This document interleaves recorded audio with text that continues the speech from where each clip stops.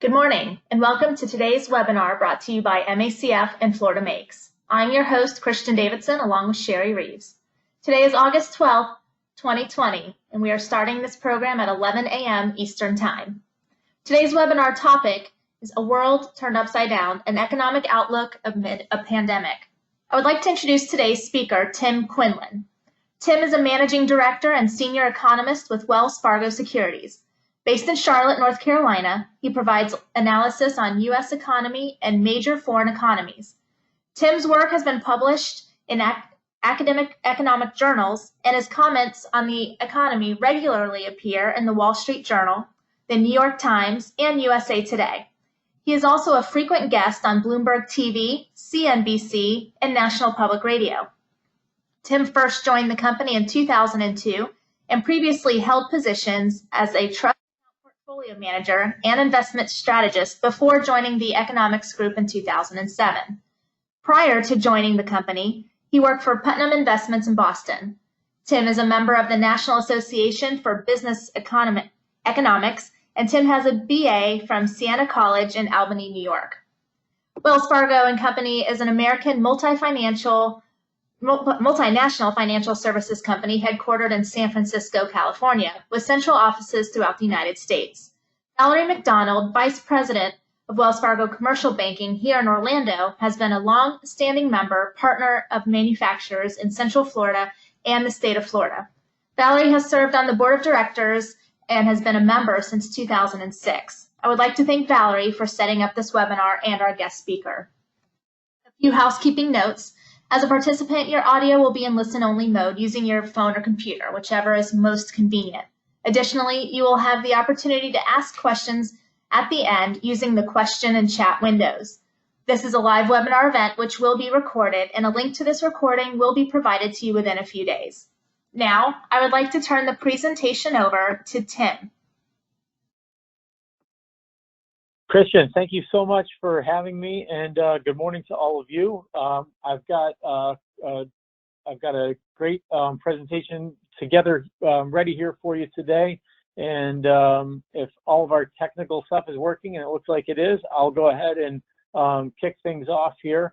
We'll begin with sort of a look at what brings us into this crisis and the reason why we have a world turned upside down, which is this coronavirus problem. And as you can kind of see from the chart here on the first page, the case counts have been growing across the world at a pretty steady clip.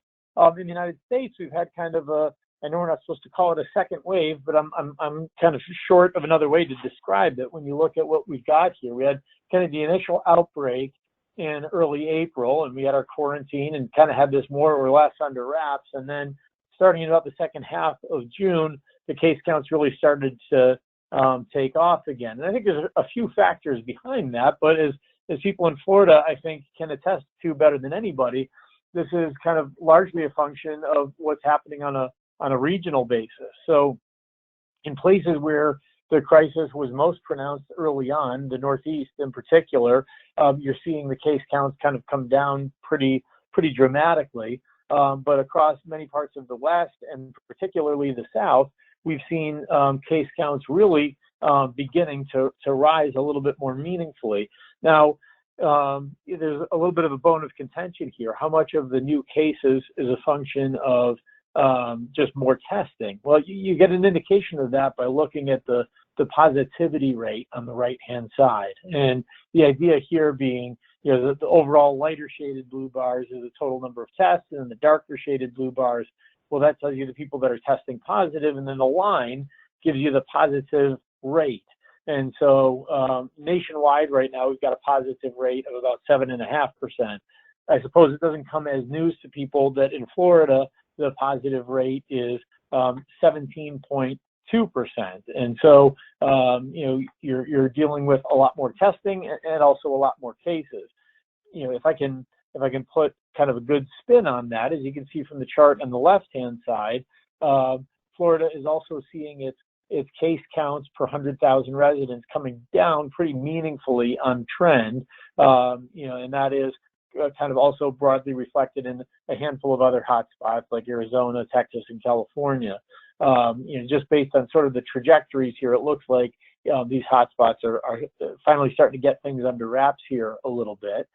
And it's interesting when you overlay that against kind of the number of seated diners that we've got here using data from OpenTable, the restaurant booking site.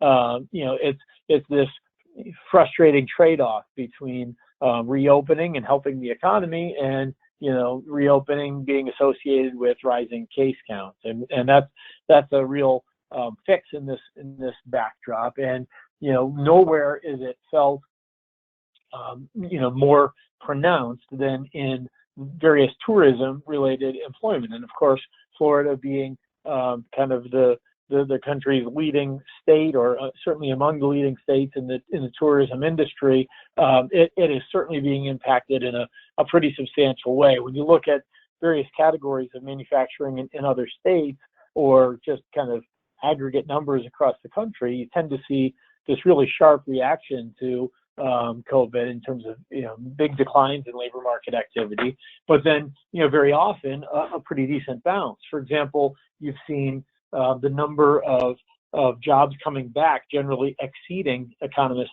expectations, but you don't see any of that here in the tourism-related employment. And that's not the only place that's impacted. The other area where you tended to see a lot of this stuff is in the healthcare sector, and this is perhaps not an intuitive development here.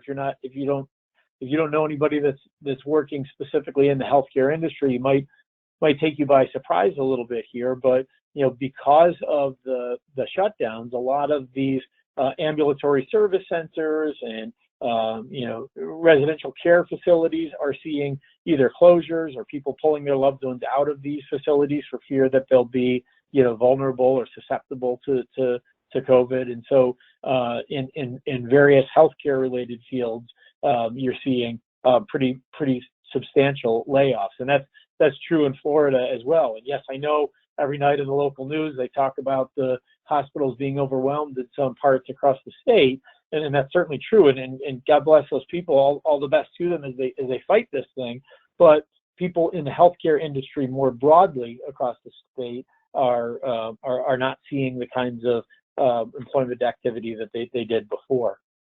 And when you open this up and look at it by various, when we say MSA here, that's metropolitan statistical area, just cities basically.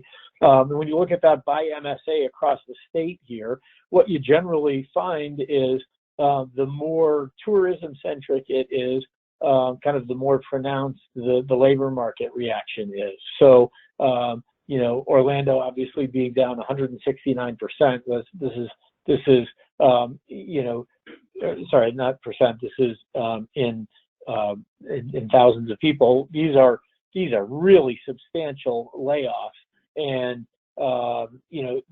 that's not to say that the 60,000 or 70,000 job losses in Tampa and Miami are anything to sneeze at either, and that would exceed the kind of peak to trough declines you'd see in an ordinary recession. But it really impacts these tourism centric areas, and that's weighing on sentiment, and it's weighing on sentiment nationally, but it's weighing on sentiment in Florida in a more pronounced way. If you look at the national measures of consumer confidence, you've seen a little bit more of a rebound. Everybody kind of got terrified during March and April when the quarantines first began, but by and large across other parts of the country, you're seeing consumer sentiment gradually kind of come back online here. But sentiment within Florida specifically has had only kind of a modest rebound, and then as case counts have increased, you've seen confidence kind of dwindle a little bit lower. So this is if you say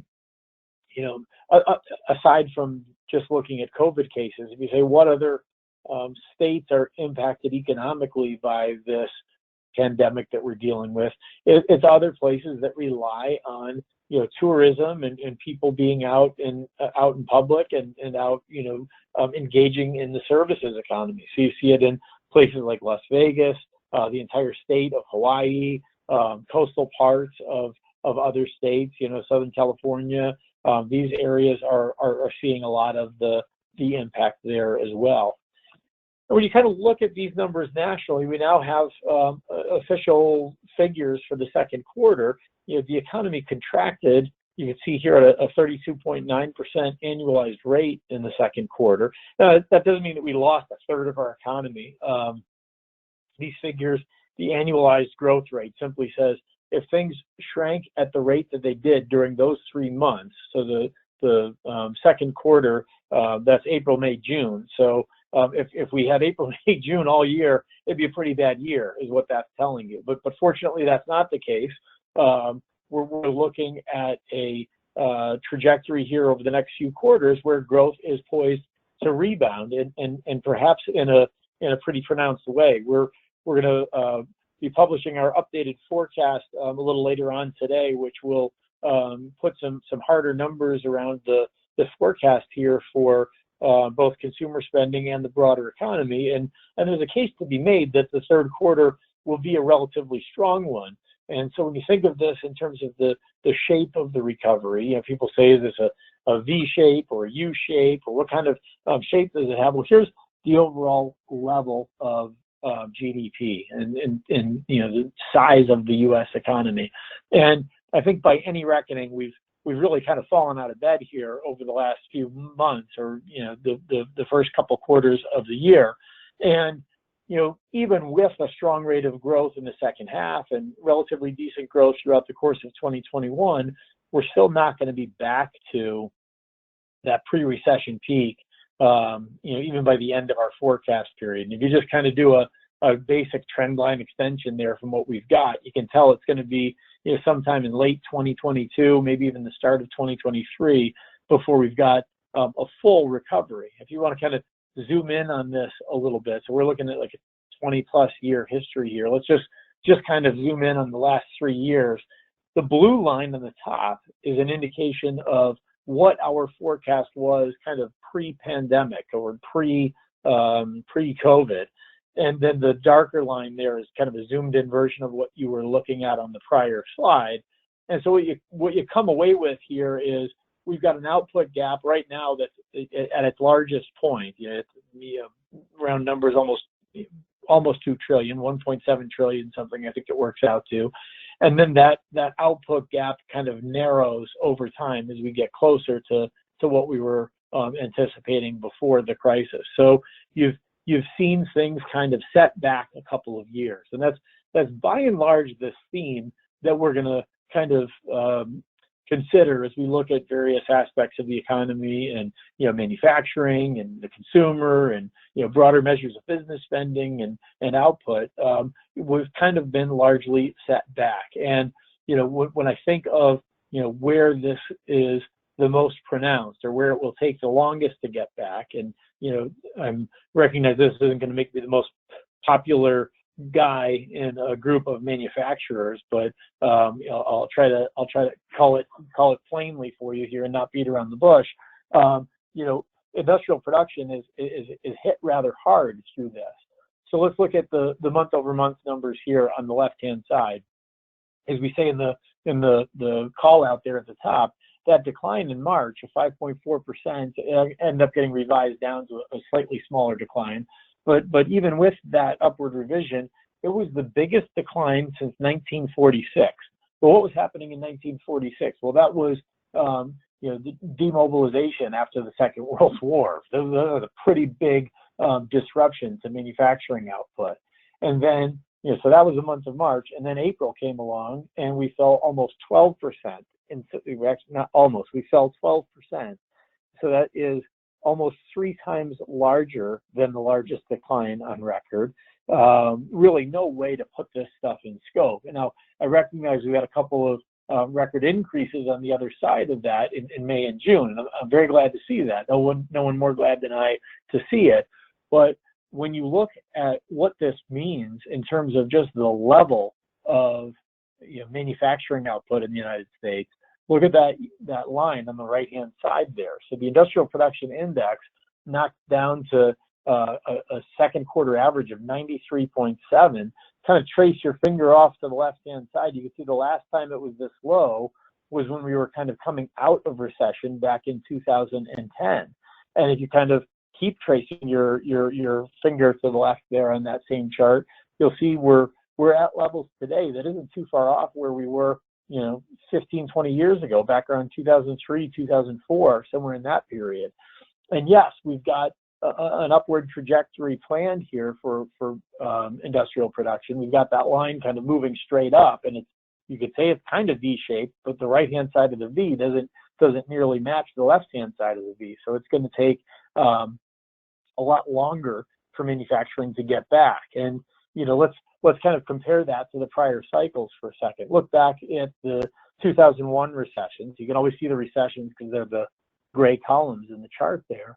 And after the 2001 recession, just kind of eyeballing it there, you can see it was around 2004, 2005 before overall industrial production got back to its pre-recession peak. And it took a lot longer after the financial crisis. So, in that period, it was late 2014, early 2015 before industrial production got back. So, I think this is going to be a faster rebound than the financial crisis, but that's largely going to depend on, what business spending looks like and how confident manufacturers are in the wake of this crisis. And I think there are aspects of this crisis that are good, and there are aspects of it that are bad. A fair statement to make in the context of all of this is, it's not as though everything was going perfectly before. If you look at overall equipment investment, it has been kind of, if we describe this whole cycle, meaning from 2010 until now, you could say it was off to a pretty good start in the first half of this expansion, but it's been sort of hit or miss for the last 5 or 6 years, on again, off again. In fact, it's not an incorrect statement to say that equipment investment was already on not a sharp rate of decline, but it had already declined 3 out of 4 quarters of last year before that decline picked up speed here in the context of the current crisis. So this is sort of an indication of some of the frustrations about slow global growth. You could argue that the trade war was a factor in some of the lack of spending here. But when I think about what all this means in the context of where manufacturing is headed, I think you'd be remiss not to take note of the fact that we've had a pretty big disruption in terms of foreign trade, and then that's likely to continue here.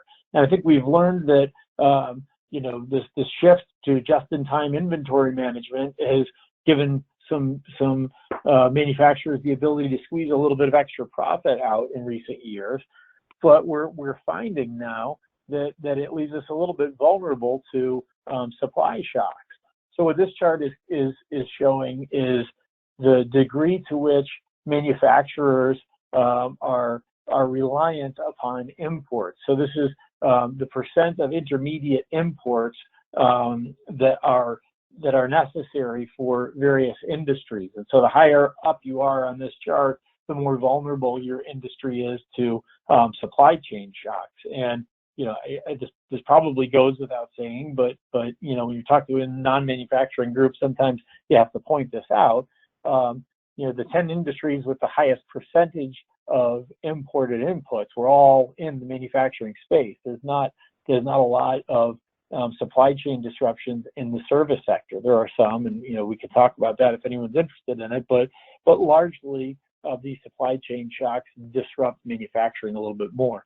On the upside, maybe we begin to shift now to kind of a Fortress North America framework where we're more reliant upon our NAFTA trading partners, and a situation where we don't have an ocean between us and the people making our inputs. And regardless of what you might think about that politically, that might augur well for not only more resilient supply chains here in the U.S., but also the capacity to absorb some of those disruptions and maybe help increase manufacturing output in the near term.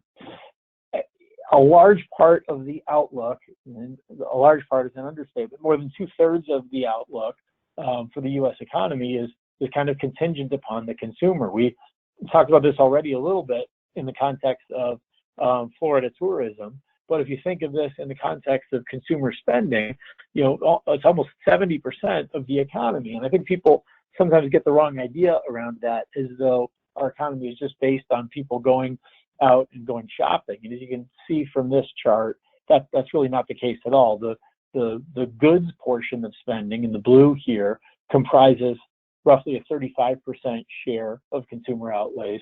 The much larger piece of this is the service sector. So the various service sector industries that we've got highlighted there, we talked about healthcare a minute ago. The idea here is I've shaded a little bit darker those industries that I think might be resilient throughout this cycle. And you're probably already coming away with the fact here that almost all of these industries are vulnerable, and that's unique, particularly on the gray stuff, the service sector industries, because you don't usually see a big contraction in services spending. Those of you that have been through a few different market cycles can attest to what I'm showing here on the next slide. But this is the average of the last 6 recessions and what usually happens to consumer spending. And the blue line is the main story here. Durable goods spending gets postponed. For the first, the T plus there at the bottom, that's how many months it is. So I guess the point here is, in the first couple of years of a recession, nobody's going out and buying a new car or buying a new jet ski or power sports equipment, all these durable, or even washing machines and what they used to call household white goods. All these long-lasting durable goods purchases tend to get put off during those early years of the recession. And to the extent that there's a silver lining there, it's that it does tend to come roaring back once people kind of get back on their feet. And that's why that blue line eventually overshoots the others. And that's that kind of pent-up demand dynamic. And there's nothing typical about the recession that we're living through now. So ordinarily, you'd see durable goods drop and services kind of grow. Well, what's happening in this cycle? Kind of the opposite. So overall, consumer spending is still down about 6.6% from its pre-recession peak, and that's because services have been decimated. Services spending is down 11.6%. But if you look at these other categories, non-durable goods is mostly grocery stores is what's listing that number here, but it also includes gasoline spending and any other good that you tend to consume more quickly. But durable goods outlays are actually having a pretty darn good year. They're up more than 9% above their pre-recession peak. And when you say, wow, well, what explains that?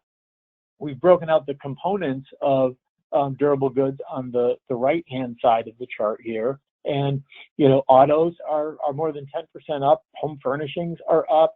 Interestingly, recreational goods and vehicles, and if you're thinking this is just RVs, it's not. That is about flat to slightly up. Is really all these other recreational goods that this is basically all of the items that are out of stock right now. If you are trying to get your hands on a mountain bike for a kid, good luck with that. Same for a basketball hoop for the driveway or a trampoline for the backyard. Americans cooped up at home and summer camps canceled across the country have really been buying up a lot of these recreational goods, and it's been a great summer for manufacturers of those products. When you kind of look at spending across the board here, and we've got it broken out by industry on the left-hand side. These are ranked, by the way, from where the largest share of spending goes to the smallest share of spending, so that you really can get a sense of this. And, all those things that are pointing to the left are, that are in contraction are basically things that are vulnerable to the slowdown. And all the things that are pointing to the right are those few categories that are roughly impervious to this kind of slowdown. And, what's really happened here is an acceleration of a move toward online spending that's been in place for a while. So look at the chart on the right-hand side. So what this is trying to show you here is that red line at the bottom is non-store retailers. So if you were buying all of your all the stuff that you use on Amazon back in before 9/11, back in early 2000, you were kind of an oddball back then. Fewer than 6% of people did. I should word that differently. less than 6% of consumer spending in total ended up going to these, they used to call it non-store retailers, because back in the day, this was the LL Bean catalog and Sears Roebuck and the mail-in business, and eventually they had this other tiny little category called online, so they call it non-store retailers. I talked to somebody at the Commerce Department recently. I think they're going to change the naming around here, but you're probably already ahead of me now with the chart. This has largely been kind of gaining on trend, and it has now overtaken some of these other categories. And I think you'll see this year the share of holiday spending shift very meaningfully to benefit a lot of these online retailers, and that's of course got knock-on effects for real estate and other things. But when you think about the consumer, another thing to have in mind is the fact that consumers in aggregate are actually seeing a pretty big increase in compensation. That's partly because of the stimulus payments that went out, but it also has to do with the extra $600 that people that are unemployed have been receiving. We'll come back to that in a minute, but the point is, household income is actually up during this crisis once you average out compensation and the benefits of those impact payments, and people don't know what to do with the excess funds. We're seeing a savings rate here that just completely exceeds anything over the last 50 years or so.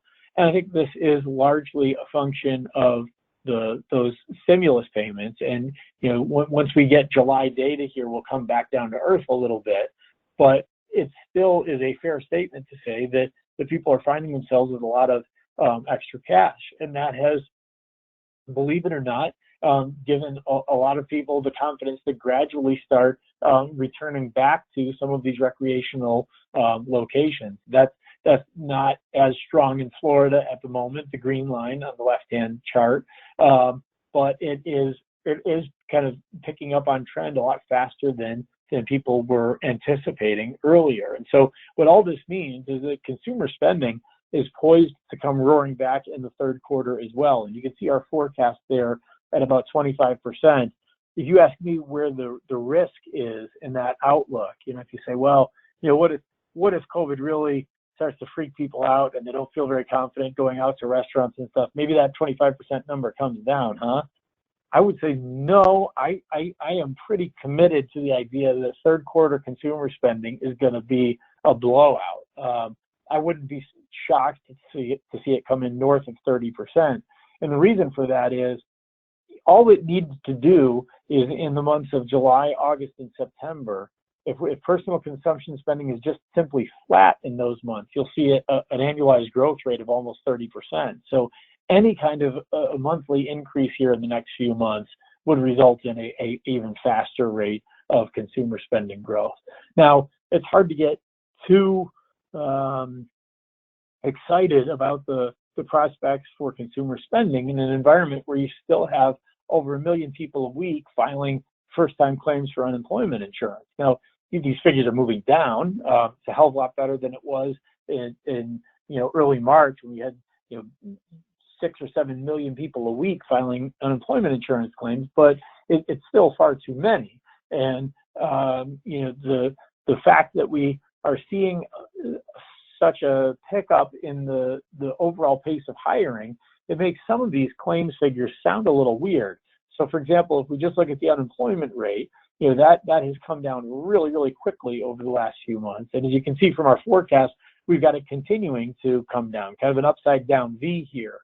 Now, what we're not saying is that the unemployment rate is going to go back to where it was at the start of this year when we were at a 50-year low on the unemployment rate. So it's not going to be that good very soon, but it is going to be dropping over time here. And I'm not going to take any. So we're having this conversation around unemployment in the midst of a big national fight about what to do with unemployment insurance. So I'm not taking a side in that argument, but I'm just going to provide some context around it. So this line is median weekly income. So you stack this, from who makes the most to who makes the least, and pick the person in the middle, and that's your median income. And median income in the United States the label there says 1,006. That's through the second quarter. We're deliberately stopping it in the line there, though, at the fourth quarter of last year. It was $933 at that point. And if we say, all right, well, how does that factor into this discussion about jobless claims? Well, the blue bars in this chart indicate the amount of money you could expect to receive in unemployment benefits by state. So some states pay more than others. Massachusetts and Hawaii are pretty generous. Mississippi and Louisiana are not. Florida is about 6 from the bottom there in terms of the size of your weekly benefit for unemployment insurance. Then if you tack onto that the gray bar, which is the additional $600 the federal government's been providing for the last few months, you can see where I'm going with this. In about 2/3 of the states, that puts you above where median income was at the end of last year. So if you're making more money on unemployment insurance than you would be if you're working, that put this delicately, that diminishes your interest in going out and looking for work.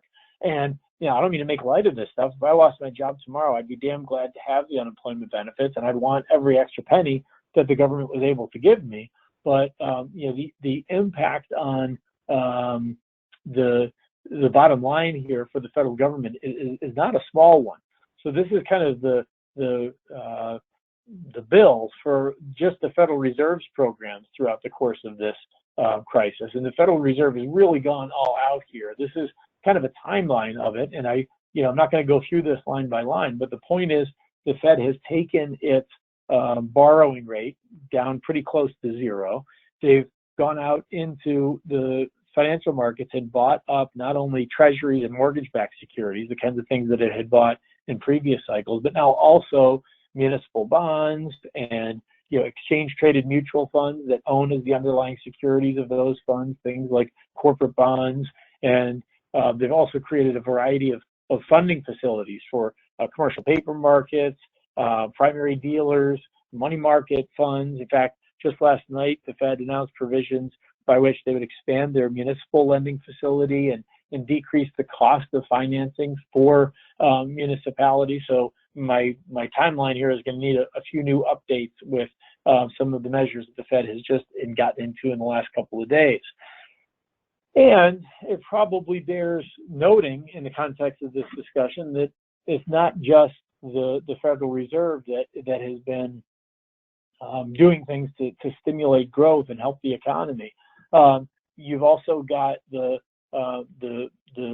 Congress has been engaged in this thing from the very outset here. So these first three phases of policy response from Congress all occurred during the month of March.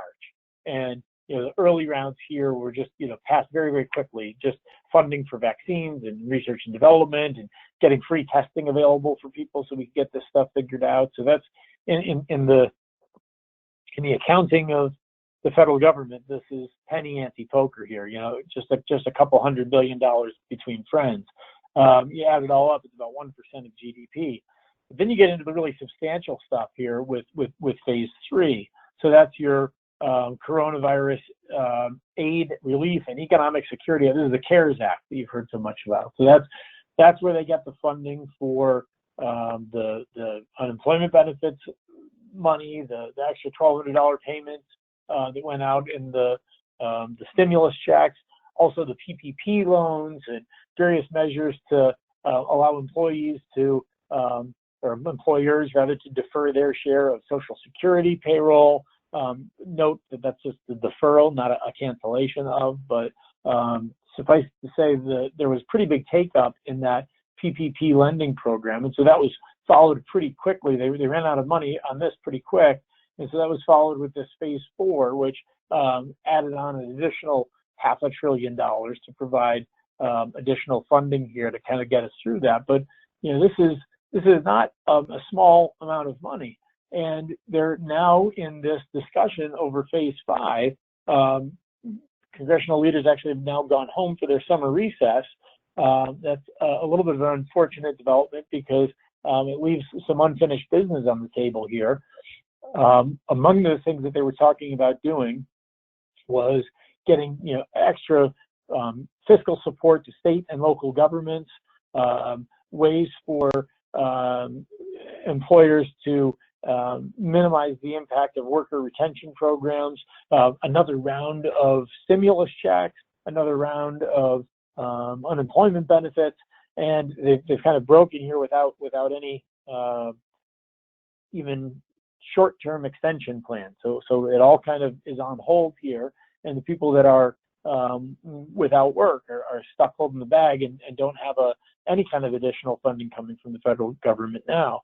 And so that was what was behind the White House having a few executive orders over the weekend. Now, the effectiveness of those programs is a little bit tricky. So if you're not fully up to speed on this, the big piece of it was they said we'll provide an extra $400 a week for people that are unemployed.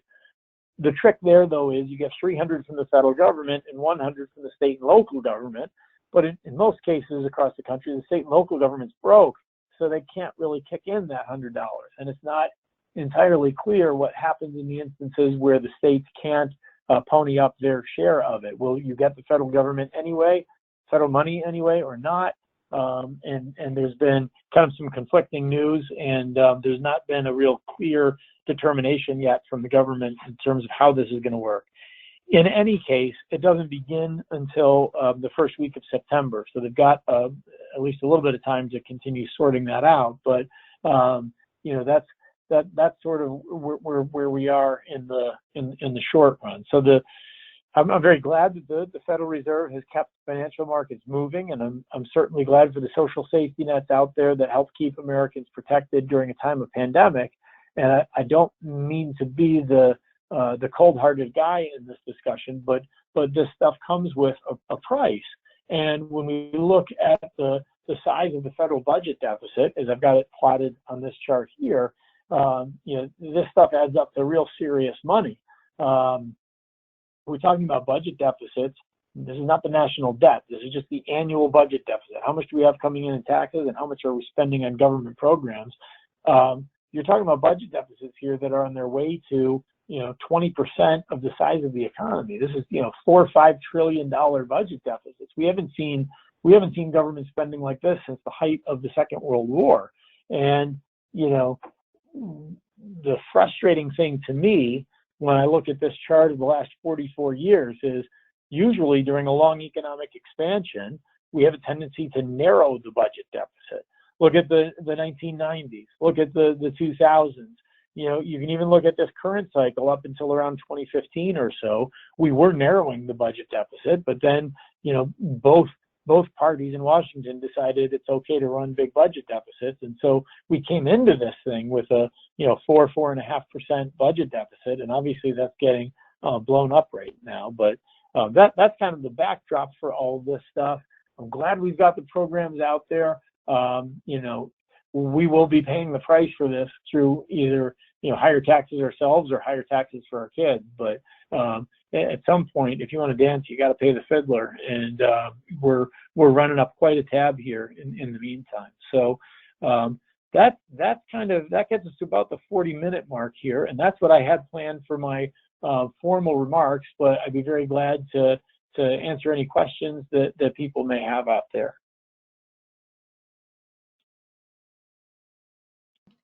Thank you, Tim. Christian, yeah.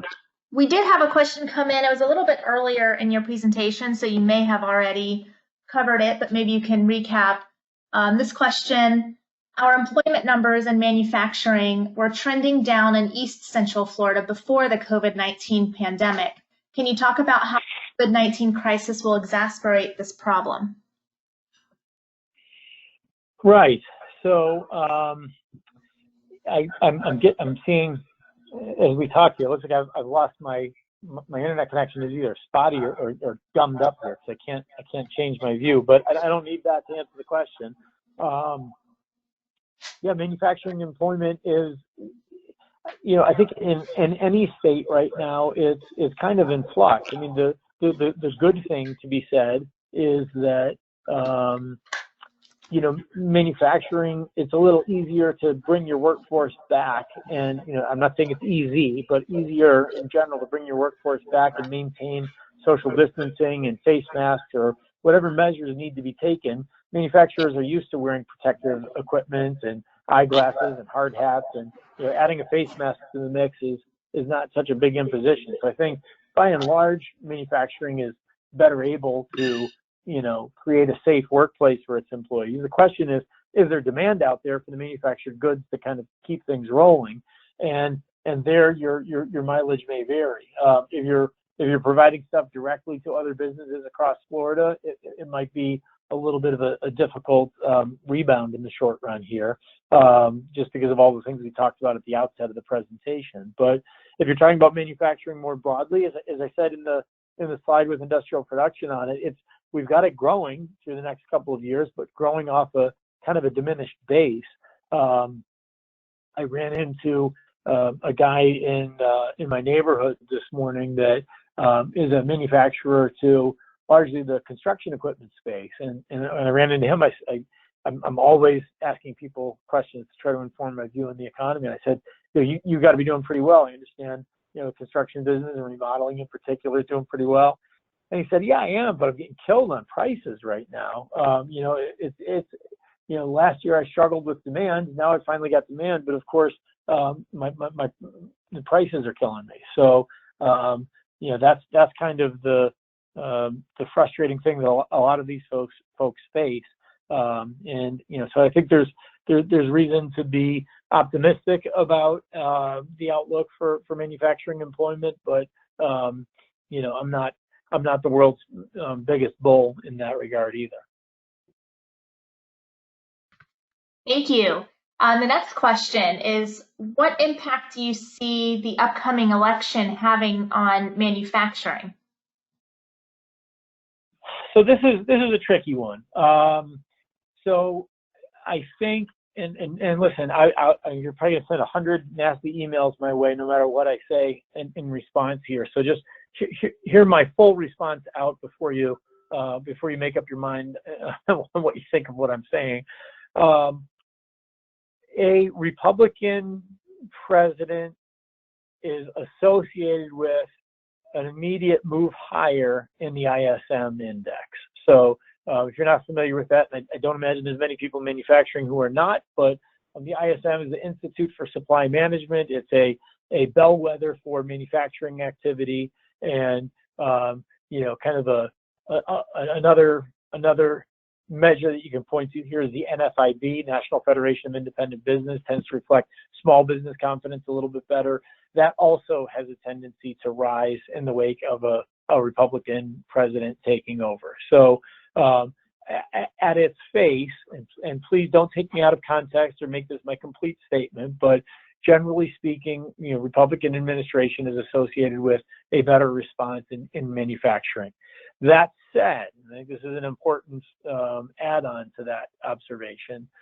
When you look at overall equipment spending and overall industrial production, it doesn't matter who is sitting in the Oval Office. In fact, there's relatively limited scope for what a president can do to impact manufacturing activity from the White House. The big exception to that is trade. Because of Section 232 and the ability of a president to unilaterally impose tariffs, if they can demonstrate forget the way the language works but basically is it an existential threat to the country if we can't get our hands on steel, for example, then you can have steel tariffs and aluminum tariffs. And this is what recently is going on this week with respect to aluminum coming in from Canada, and this is what's putting in a lot of price pressures. Unless you think that tariffs are good for business, and if you're in a protected industry, you might think that, whenever you have tariffs, that's bad for manufacturing. This is the lesson of the mercantilist era. This is the lesson. This is Ricardo's work in the 19th century. This is what Smoot-Hawley taught us before the war. Tariffs are bad for manufacturing. So it's too bad for manufacturers that you couldn't find a scenario where you've got a Republican winning that doesn't like tariffs, because that would actually be a clearer answer in this regard. Last kind of final point in all of this. I've got a chart someplace. I don't have it in this deck, unfortunately, that looks at the S&P 500 over 4 years of every new administration since Richard Nixon.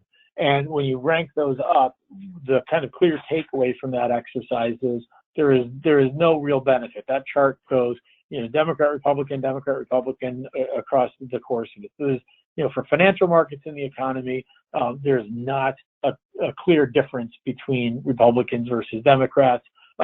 Manufacturing activity does sometimes get a bump from a Republican win.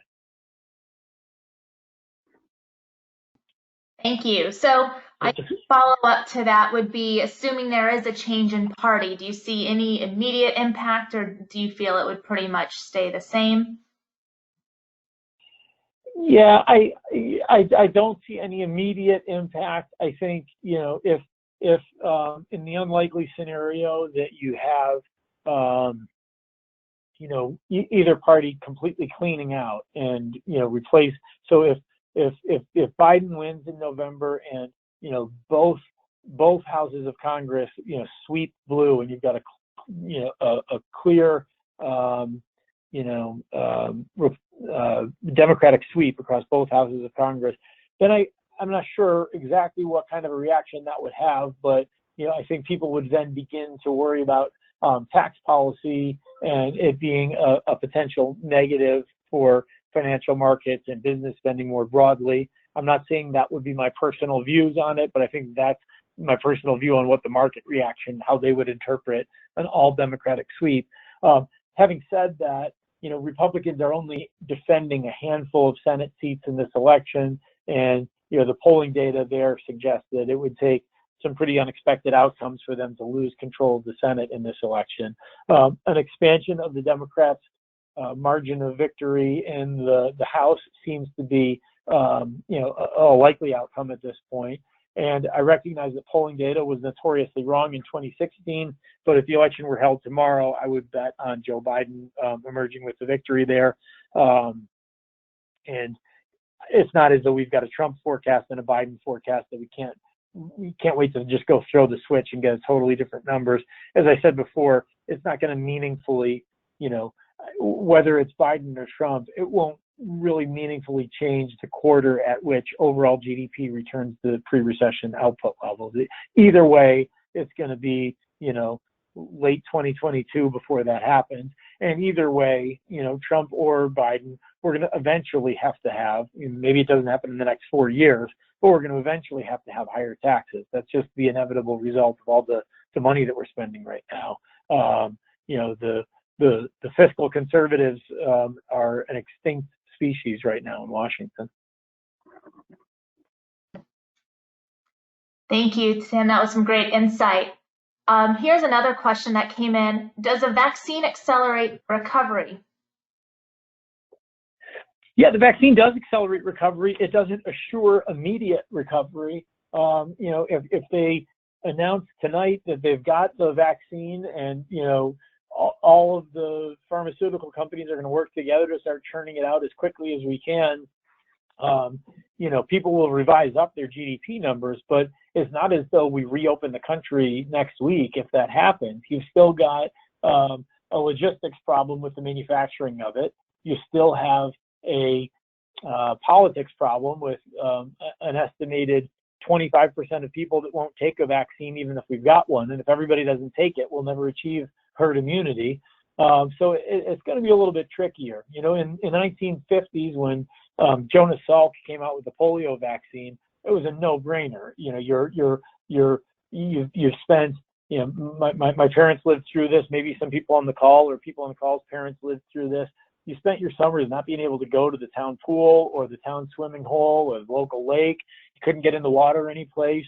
The kids that got this thing were literally crippled from it. And if the crippling was bad enough that it, got to, parts of their heart and lungs, it was killing children. No, there's no friggin' Jenny McCarthy debate about whether or not vaccines were bad. Everybody says, you got a vaccine for polio? Give it to me. Thank you, Jonas Salk. You're the man of the year.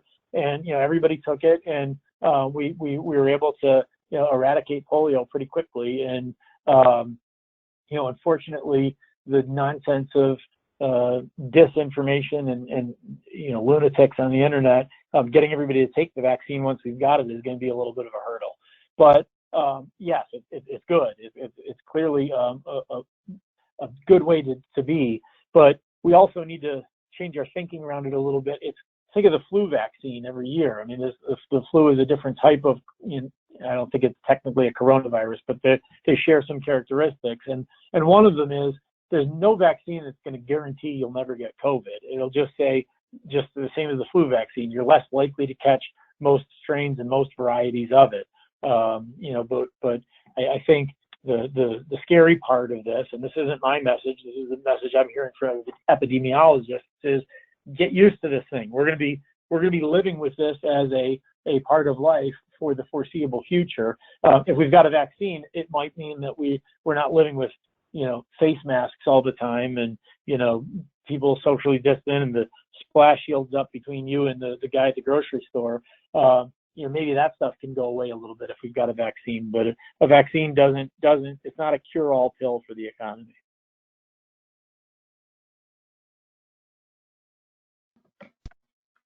Thank you, Tim. As of right now, that's all the questions that have come in. We'll give everybody a few more minutes to get any last-minute questions you might have. Tim, do you have any final thoughts? I've